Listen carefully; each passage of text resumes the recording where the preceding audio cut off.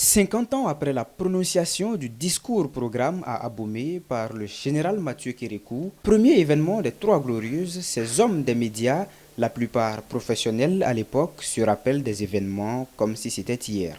30 novembre 1972, 30 novembre 1974, 30 novembre 1975, tout ceci, je les ai célébrés, je les ai subis, vécus en tant que professionnel de la presse. C'était aussi le moment où l'analyse était unidimensionnelle. La vérité venait d'un seul côté. Après le discours-programme, en filigrane, il fallait transformer la révolution en quelque chose de vraiment populaire. D'où, 2 ans après, le 30 novembre encore, 1974, il y a eu l'adoption du marxisme-léninisme comme guide idéologique de la révolution.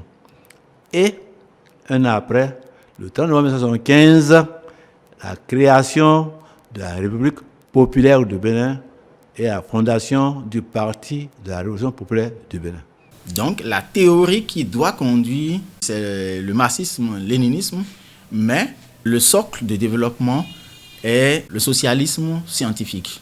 Donc le prolétaire de tous les pays, unissons-nous. Donc quand il y en a pour un, il y en a pour deux. Ces anciens journalistes nostalgiques du passé nourrissent des regrets en ce qui concerne la gestion qui a caractérisé la suite de cet élan de développement démarré en 1972. D'abord, le pouvoir n'est pas une affaire des militaires.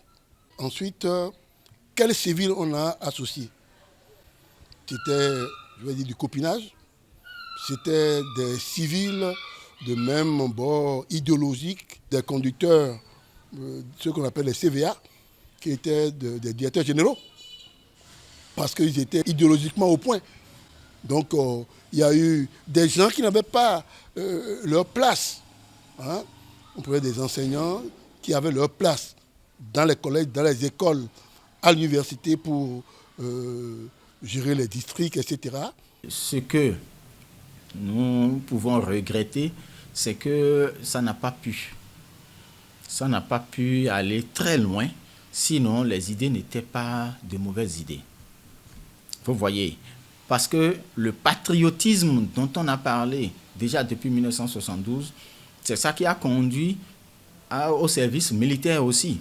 Un très beau discours, un très bon programme de développement.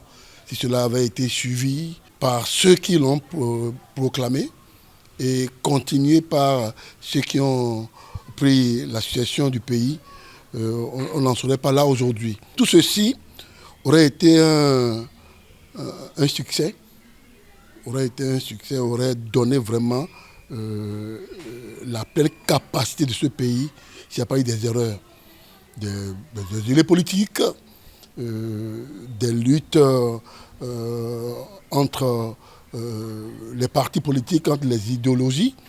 Ils convergent toutefois sur la chute considérable du sentiment patriotique chez les jeunes de la nouvelle génération comparativement à ceux de l'époque révolutionnaire.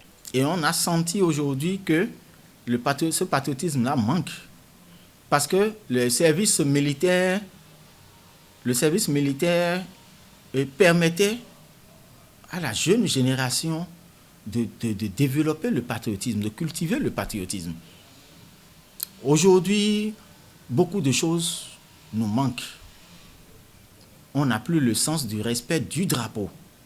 Avant, quand on saluait le drapeau, vous êtes obligé de vous arrêter. Personne ne vous arrête, mais vous-même, vous vous arrêtez parce que vous dites « c'est le Bénin, c'est mon pays ».